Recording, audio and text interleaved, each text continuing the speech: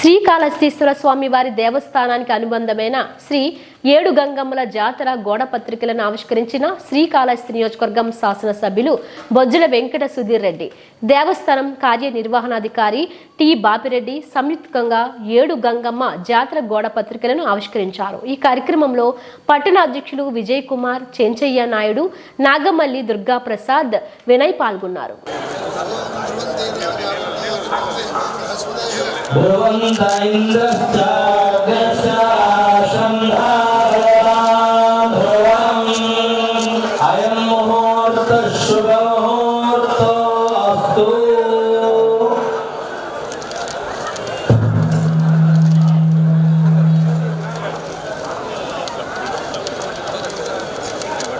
ఏడు గంగమ్మల జాతర యొక్క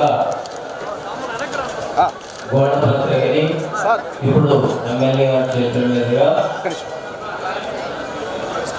ఆవిష్కరణ చూడండి.